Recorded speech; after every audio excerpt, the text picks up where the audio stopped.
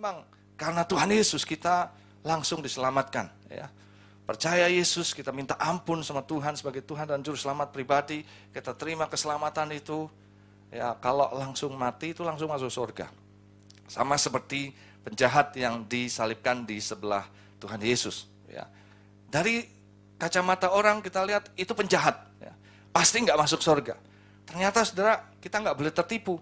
Ya, dalam komunikasi dengan Tuhan ternyata dia diselamatkan. Wah itu enak sekali. Kalau ada orang yang bisa langsung dibawa. Tapi seringkali Tuhan izinkan kita untuk hidup dalam dunia ini. Yang entah kita nggak tahu berapa tahun. Tapi selama kita hidup dalam dunia ini, saya mau katakan bahwa itu merupakan satu perjalanan yang tidak mudah. Satu perjalanan yang penuh dengan tantangan, rintangan, halangan. Ya, ada banyak sandungan-sandungan, bahkan tipu daya yang diusahakan oleh yang kita katakan satu oknum, iblis. Yang ingin menggagalkan pencapaian tujuan dan terminal terakhir kehidupan kita, yaitu ke surga. Ya. Itu sebabnya banyak orang berkata, saudara, ya mengabaikan proses ini sehingga dia katakan nggak apa-apa sekali Yesus tetap Yesus, nggak apa-apa kita berdosa, nggak apa-apa. Ya. Pokoknya kita udah percaya Yesus selamat pasti. Tidak demikian. Kalau sudah katakan, loh kalau gitu keselamatan kita berdasarkan apa yang kita lakukan, tidak juga. Yang kita harus lakukan adalah mempertahankan keselamatan yang ingin diusahakan oleh iblis itu terlepas. Sehingga dalam proses perjalanan kita kepada Tuhan itu bisa nggak nyampe. Saudara, dari sejak awal rencana Tuhan bagi manusia itu baik adanya. Ya, Tuhan ingatkan bagaimana Adam dan Hawa itu diciptakan serupa dan segambar dengan Tuhan yang ditaburkan. Lukas 13 ayat.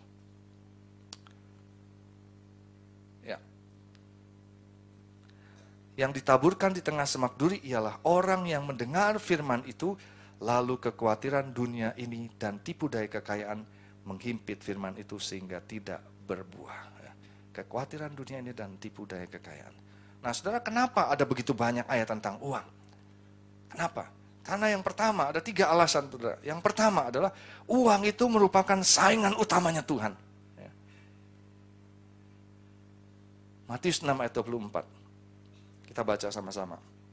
Matius 6 ayat 24. 1, 2, 3. Tak seorang pun dapat mengabdi kepada 2 tuan. Karena jika demikian, ia akan membenci yang seorang dan mengasihi yang lain. Atau ia akan setia kepada yang seorang dan tidak mengindahkan yang lain. Kamu tidak dapat mengabdi kepada Allah dan kepada Mammon. Pilihannya cuma salah satu, saudara. Uang atau mamon. Jadi kita tempatkan sebetulnya uang ini menjadi saingan utamanya Tuhan. Kalau kita salah menempatkan, saudara, itu kita bisa salah menempatkan sebagai musuh utama. Kita menjadi musuh utama Tuhan. Tuhan katakan nggak mungkin kita mengabdi kepada mamon atau kepada Tuhan. Mengabdi kepada 2 Tuhan, nggak bisa. Ya. Karena salah satu akan dibenci dan yang satu akan dikasihi. Kalau saudara mengasihi uang, udah pasti benci Tuhan. Saudara bilang, enggak apa, saya masih ke gereja. Ya pokoknya apapun alasan kita, Tuhan katakan, no, engkau enggak mengasihi. Engkau itu membenci. Yang kedua, engkau akan setia kepada yang satu dan tidak mengindahkan yang lain. Uang merupakan saingan utama Tuhan. Yang kedua, saudara, kenapa begitu banyak ayat tentang uang?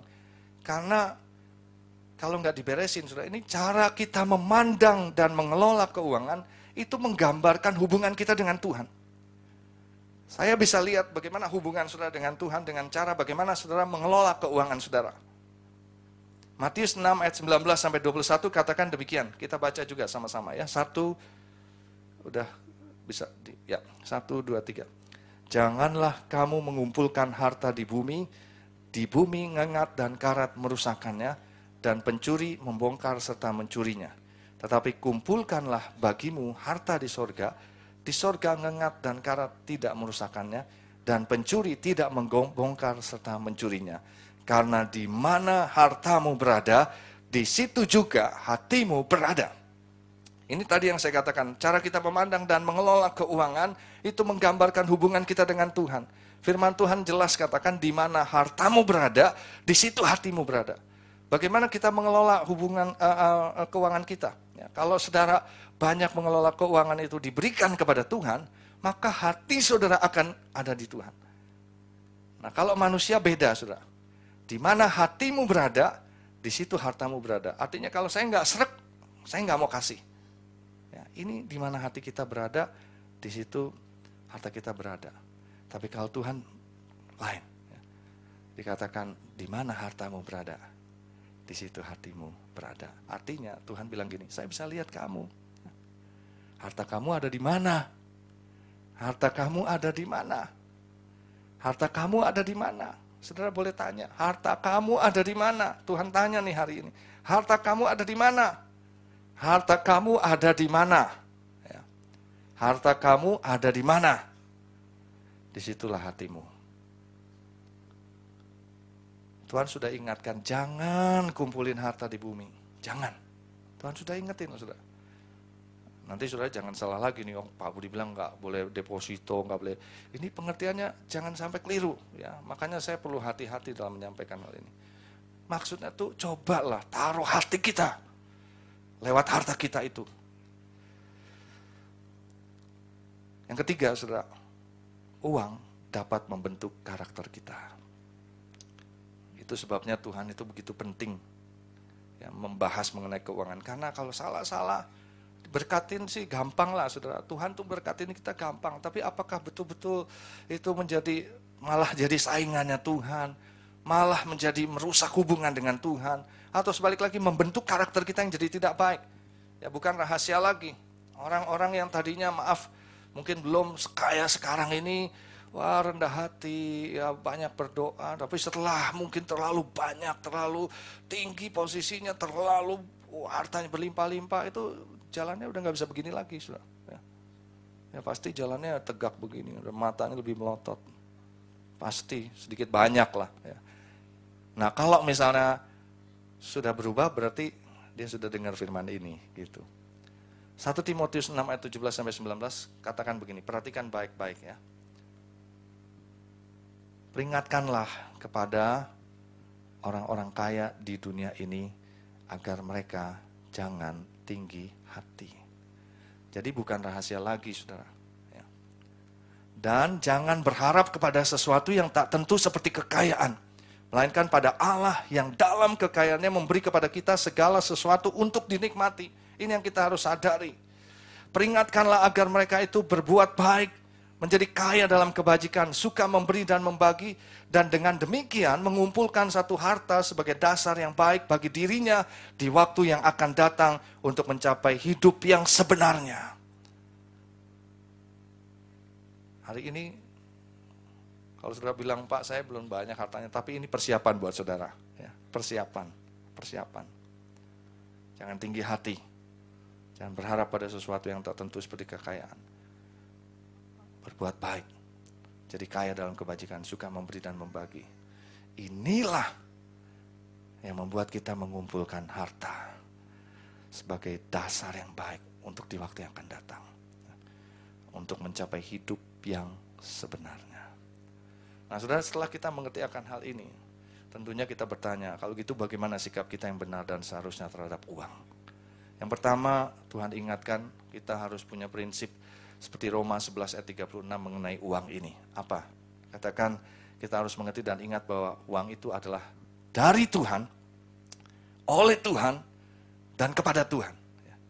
Uang itu dari Tuhan, oleh Tuhan, dan kepada Tuhan. Bagi Dialah kemuliaan sampai selama-lamanya. Selama kita belum bisa mengerti akan hal ini, maka wah, itu kita masih bisa. Satu kali ada seorang hamba Tuhan melihat, saudara, kok ini jemaatnya kalau ngasih persembahan pelit sekali. Ya. Setiap kali kalau dibuka kolektornya, di ikon nggak begini, enggak. Kalau di ikon berlimpah-limpah, amin. Harus berlimpah-limpah, apalagi setelah firman ini pasti akan mengerti. Nah, waktu dilihat, waduh kok sedikit banget. Habis itu Tuhan ingetin, kenapa seperti itu? Karena mereka terikat dengan uang. Lalu gimana caranya? Mereka mesti mengerti prinsip ini. Tuhan gimana saya ngajarin? Akhirnya saudara, hamba Tuhan ini punya akal. Dia bilang begini, coba saudara, ya, keluarkan dompet saudara. Keluarkan. Kasih yang terbesar dari dompet saudara itu. Mereka lihat, waduh berat banget nih. Siapa yang mau kasih yang terbesar, bahkan seluruh isi dompet saudara? Angkat tangannya. Gak ada yang mau saudara, cuma ada satu juga mungkin takut-takut, mungkin lihat istrinya dulu, lihat, aduh udah ketahuan. Oke, katanya hamba Tuhan ini, gini aja sekarang. Tukar, dompet saudara sama sebelahnya tukar. Ya. Tukar saudara, tukar. Nah sekarang lihat di dompet tetangga saudara itu, yang terbesar, saudara kasih, ambil keluar, kasih. Ya. Atau mungkin kalau misalnya itu masukin semuanya, siapa yang berani? Semuanya, bisa. Ya. Semuanya bisa, saudara. Terus hamba Tuhan ini bilang, kenapa saudara bisa seperti itu? Yang tadi, karena itu tadi yang pertama dompet saudara. Yang kedua adalah dompet orang lain. Dompet orang lain gue nggak peduli lah, ini gue ambil yang besar, masukin, bukan dompet gue. Ya. Akan masukin aja lah. Saudara, Tuhan ingatkan, sering kali kalau kita bilang ini dompetku, ini dariku, olehku, dan untukku, kita pasti akan terikat. Tapi ketika kita bilang, ini dompetnya Tuhan. Tuhan suruh ambil yang besar, saya ambil yang besar. Tuhan suruh berikan ke sana, saya lakukan. Jadi kita mesti punya mindset yang benar untuk hal ini. Ya. Memang betul, Tuhan, kita kerja, kita apa. Tapi saya mau kutip apa yang Daud katakan. Memang kita kerja, saudara. Kita yang dapetin sesuatu. Tapi ini yang Daud bilang. Ulangan 8 ayat 11-20 kita baca lagi. Ya.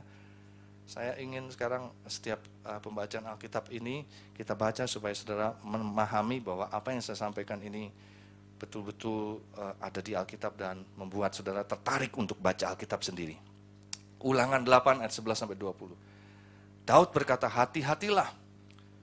Daud lagi, Musa, ya, sorry. Hati-hatilah supaya jangan engkau melupakan Tuhan, Allahmu, dengan tidak berpegang pada perintah, peraturan, dan ketetapannya yang kusampaikan kepadamu pada hari ini.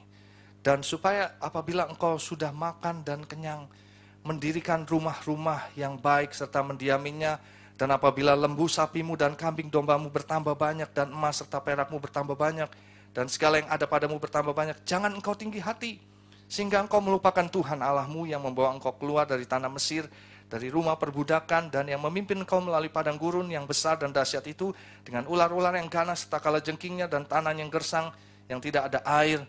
Dia yang membuat air keluar bagimu dari gunung batu yang keras, dan yang di padang gurun memberi engkau makan mana, yang tidak dikenal oleh nenek moyangmu, supaya direndahkannya hatimu, dan dicobanya engkau, hanya untuk berbuat baik kepadamu akhirnya.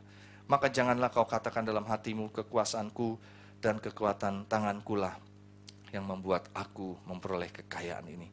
Tapi haruslah engkau ingat kepada Tuhan Allahmu, sebab dialah yang memberi kepadamu kekuatan untuk memperoleh kekayaan, dengan maksud meneguhkan perjanjian yang diikrarkannya dengan sumpah kepada nenek moyangmu, seperti sekarang ini. Tapi jika engkau sama sekali melupakan Tuhan Allahmu, dan mengikuti Allah lain, beribadah kepadanya dan sujud menyembah kepadanya, aku memperingatkan kepadamu hari ini, bahwa kamu pasti binasa. Seperti bangsa-bangsa yang dibinasakan Tuhan di hadapanmu, kamu pun akan binasa sebab kamu tidak mau mendengarkan suara Tuhan Allahmu. Ya. Jadi Tuhan ingatkan, memang betul kita yang mencari, tapi Tuhan yang memberikan kekuatan ya, untuk memperoleh semua kekayaan itu. Nah, yang kedua, saudara, bagaimana sikap kita? Jangan menjadi hamba uang. Apa artinya hamba uang? Uang yang menguasai kita, bukan kita yang menguasai uang. Uang yang mengatur kita, bukan kita yang mengatur uang. Ibrani 13 ayat 5-6 dikatakan, janganlah kamu menjadi hamba uang, dan cukupkanlah dirimu dengan apa yang ada padamu. Kalau jadi hamba uang itu tidak merasa cukup dengan apa yang ada pada kita. Uang akan berkata, lagi. Tapi ketika uang itu jadi hamba kita, kita berkata, cukup. Karena Allah telah berfirman, aku sekali-kali tidak akan membiarkan engkau, dan aku sekali-kali tidak akan meninggalkan engkau. Sebab itu dengan yakin kita dapat berkata, Tuhan adalah penolongku, aku tidak akan takut apakah yang dapat dilakukan manusia terhadap aku. Menjadi hamba uang artinya kita tidak percaya kepada Tuhan. Tapi uang menjadi hamba kita, kita percaya pada Tuhan. Lebih daripada percaya kepada uang. Nah yang ketiga, saudara. Yang ketiga, bagaimana sikap kita? Kita harus menjadi pengelola keuangan atau bendahara Tuhan yang baik. Dengan prioritas sebagai berikut. Yang pertama, kita harus mengatur untuk hal-hal yang menjadi kewajiban kita. Ya, katakan sama-sama, kewajiban kita. Apa yang menjadi kewajiban kita itu? Yang pertama, kewajiban kepada Tuhan. Kedua, kewajiban kepada pemerintah. Ketiga, kewajiban kepada pihak lain. Ya. Apa kewajiban kepada Tuhan? Ya, saudara sudah tahu pasti, persepuluhan, ya, pembangunan rumah Tuhan, itu merupakan satu kewajiban, nanti kita akan bahas. Yang kedua, pemerintah, ya, soal pajak. Barangkali saudara bilang, wah ini Pak Budi nggak ngerti lah soal pajak. Tapi ini firman Tuhan. Dan yang ketiga, pihak lain. Kalau saudara ada hutang, ada kredit, ada cicilan, angsuran, ini yang pertama harus dikelola mengenai kewajiban kita dulu. Kewajiban. Nah baru yang kedua soal kebutuhan hidup. Ya, kalau udah kewajiban, misalnya udah kewajiban beres, kebutuhan hidup apa? Soal makan, minum, keperluan. Ya kalau udah kewajiban beres, makan, minum bisa ditunda. Enggak makan, enggak minum, enggak apa-apa. Ditanya, kenapa kamu enggak makan, enggak minum? Karena saya punya kewajiban itu. Udah habis semuanya. Ya, jangan sebaliknya, saudara. Kok kamu masih bisa makan, minum, kewajiban belum dibayar? Ya habis gimana kalau enggak makan mati? Itu salah. Ya. Yang ketiga, baru soal keinginan. Ya, kita atur keinginan. Jangan dibalik nih, saudara. Yang sekarang ada adalah keinginan lebih dulu, kebutuhan yang kedua, yang ketiga kewajiban di belakang. Nggak usah angkat tangan, tapi berapa banyak saudara yang mengembalikan persepuluhan hari ini? Ya, nanti kita bahas lagi. Oke. Nah, yang kedua, saudara,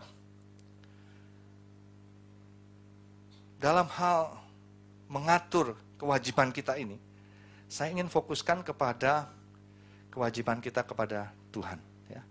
Soal kebutuhan nanti bisa gampang kita atur.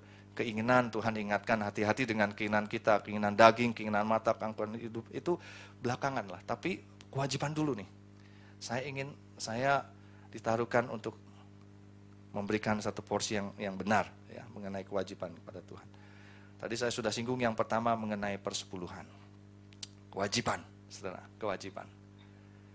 Saya bisa ketemu dengan orang-orang, saudara, yang meskipun dia katakanlah, waduh itu penghasilannya luar biasa, tapi dia bisa setia. Persepuluhan, saya ingin ajak kita baca dulu ayatnya. Maleakhi 3 ayat 7-12.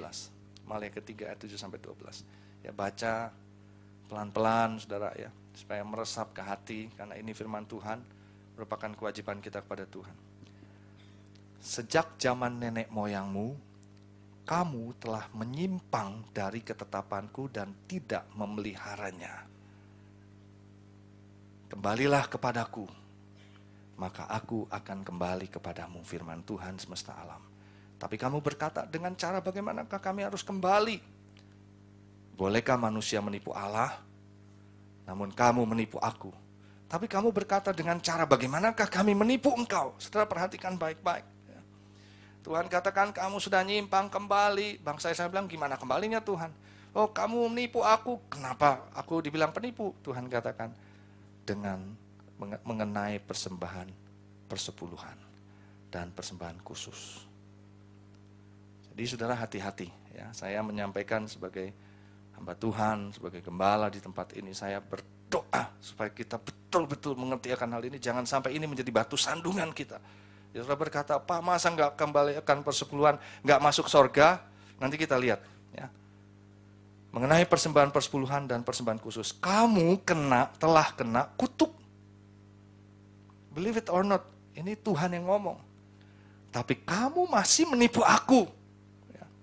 Whatever the reason is, saudara boleh beralas-alasan.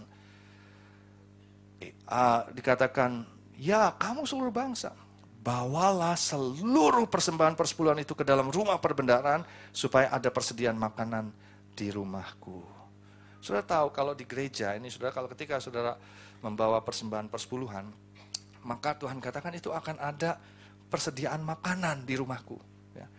Kalau saudara ke rumah, ya, misalnya ke rumah saya ada persediaan makanan, itu kan mesti dipersiapkan. Ya.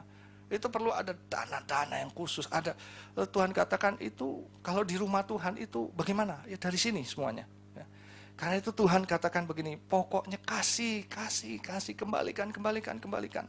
Sampai Tuhan bilang, dan ujilah aku, firman Tuhan semesta alam. Artinya Tuhan bilang, kasih.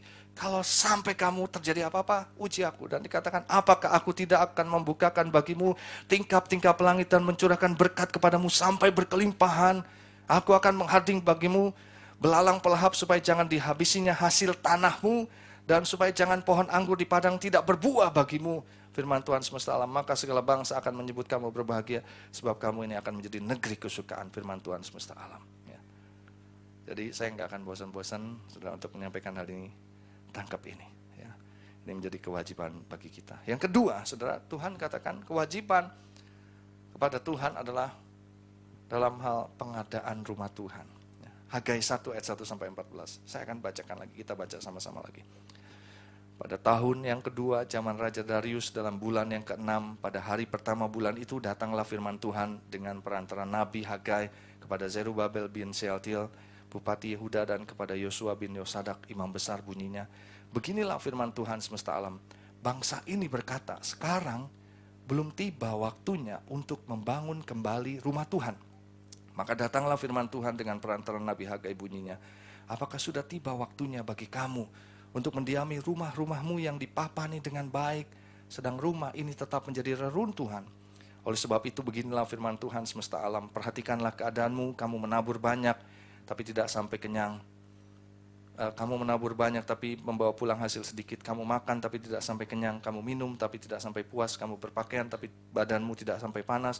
Dan orang yang bekerja untuk upah, ia bekerja untuk upah yang ditaruh dalam pudi-pudi yang berlubang. Beginilah firman Tuhan semesta alam, perhatikanlah keadaanmu, jadi naiklah ke gunung, bawalah kayu dan bangunlah rumah itu, maka aku akan berkenan kepadanya dan akan menyatakan kemuliaanku di situ, firman Tuhan. Kamu mengharapkan banyak tapi hasilnya sedikit, dan ketika kamu membawanya ke rumah, aku menghembuskannya. Oleh karena apa? Demikianlah firman Tuhan semesta alam, oleh karena rumahku yang tetap menjadi reruntuhan, sedang kamu masing-masing sibuk dengan urusan rumahnya sendiri. Itulah sebabnya langit menahan embunnya dan bumi menahan hasilnya, dan aku memanggil kekeringan datang ke atas negeri, ke atas gunung-gunung, ke atas gandum, ke atas anggur, ke atas minyak, ke atas segala yang dihasilkan tanah, ke atas manusia dan hewan, dan ke atas segala hasil usaha. Lalu Zerubabel bin Shealtiel dan Yosua bin Yosadak, imam besar, dan selebihnya dari bangsa itu mendengarkan suara Tuhan Allah mereka, dan juga perkataan Nabi Hagai sesuai dengan apa yang disuruhkannya kepadanya oleh Tuhan Allah mereka. Lalu takutlah bangsa itu kepada Tuhan. Maka berkatalah Hagai utusan Tuhan menurut pesan Tuhan kepada bangsa itu demikian. Aku ini menyertai kamu, demikianlah firman Tuhan. Tuhan menggerakkan semangat Zerubabel bin Shealtiel, Bupati Yehuda, dan semangat Yosua bin Yosadak, imam besar, dan semangat selebihnya dari bangsa itu. Maka datanglah mereka lalu melakukan pekerjaan pembangunan rumah Tuhan semesta alam Allah mereka. Ya. Saudara, saya mau katakan bahwa kita nanti akan cari tempat yang permanen untuk ibadah kita. Amin. Amin. Amin. Saudara, kalau kita lihat sekarang ini memang ya enak, baik. Tapi kadang-kadang kita lihat dipindah sana, pindah sini, pindah sana, pindah sini. Ya, saya percaya bahwa Tuhan akan memberikan kenyamanan kepada kita. Amin. Ya. Nah, bagian kita untuk mengadakan rumah Tuhan ini, ya. Pengadaan rumah Tuhan. Yang terakhir, bagaimana mengelola kewajiban kepada Tuhan itu, persepuluhan, pengadaan rumah Tuhan, dan yang ketiga adalah pekerjaan di ladang Tuhan. Ya. Matius 28 ayat 18-20, Yesus mendekati mereka dan berkata, kepadaku telah diberikan segala kuasa di surga dan di bumi, karena itu pergilah, jadikanlah semua bangsa muridku, dan baptislah mereka dalam nama Bapa dan Anak dan Roh Kudus. Dan ajarlah mereka melakukan segala sesuatu yang telah kuperintahkan kepadamu. Dan ketahuilah aku menyertai kamu senantiasa sampai kepada akhir zaman. Saudara, dukung, support ya, untuk apa yang menjadi pekerjaan Tuhan di gereja ini. Tuhan berikan pesan begini, jadikan semua bangsa muridku, baptis mereka. Saudara, dalam memberitakan Injil, melaksanakan amanat agung ini, saya percaya Tuhan memberikan kepada kita ini hati untuk kita bisa terlibat. Itu sebabnya saya mengajak kita semua untuk memiliki 4M di gereja ini. Yang pertama, kita punya hati memiliki gereja ini. Love our church. Ya. Berapa banyak saudara punya hati untuk gereja ini? Ya. Punya hati? Betul-betul miliki. This is our home church. Ya. Mesti punya itu dulu saudara. Saya ingin ajak kita. Lalu setelah itu kita mulai pikirin apa yang bisa kita lihat ini. Ya, saya tadi pagi berkata kalau misalnya saudara lihat nanti ada retreat youth ini. Wah, ini bagian ini nih, penginjilan Tuhan juga nih. Bagian berapa biayanya itu? Ya, saudara mungkin dikasih tahu anak-anak muda, anak-anak muda mau retret berapa biayanya? Oh 30 juta sekian om, kita lagi nyari dana nih. Mencari dana gimana? Jual lemper, jual kroket gitu. Sampai kapan? Ya udahlah, tak tutup aja. Udah 30 juta dikasih. Bukankah itu indah baik? Amin. Indah sekali. Kalau kita bilang, ayo saya ambil bagian. Multimedia kita lagi perlu Apple MacBook. Yang untuk multimedia berapa harganya? Wah 36 juta. Oke. Kalau gitu cari yang cicilan, nanti saya mau cicilin. Sampai habis selesai, saya cicilin. Bukankah itu satu hal yang indah? Ya? Kita terlibat di dalam pelayanan ladang Tuhan ini. Dalam pekerjaan misalnya kita lihat, wah ini kayak musiknya udah terlalu lama, ini yang kayaknya kurang ininya. Oke, saya mau nyumbang ini. Saya berdoa saudara, supaya kita memiliki hati yang seperti itu. Ya, ini sesuai dengan amanat agung. Karena itu memiliki, memikirkan, melibatkan diri. Ya, 3 melibatkan diri ini, mulai ambil bagian, dan yang keempat mengembangkan. Saudara, hari ini mungkin saudara untuk bisa 4M itu akan ada stiker-stiker di depan itu, stiker GB Icon. Ini saudara bisa tempel di mobil. Ya. This is our church, GB Icon. Bukan sombong-sombongan, untuk supaya kita lihat ini saudara. Oh mobil, nanti kalau saudara di belakang lagi mobil, wih GB Icon itu saudara kita loh, halo. Jadi enggak. Ya, mungkin kalau ada yang mau nyalip juga, sesama GB Icon nggak boleh saling menyalip gitu. Ya. Benar, ya. Nanti saudara bisa ambil di luar ini untuk supaya hati kita benar-benar lagi ya melihat sesuatu yang baik. Baik saudara, saya menyampaikan apa yang menjadi isi hati Tuhan buat kita semua. Ini demi kepentingan kita semua ya. Supaya kita tidak terikat dan kita tidak tersandung. Biarlah dalam proses menuju surga kita aman. Amin. Tidak tereliminasi.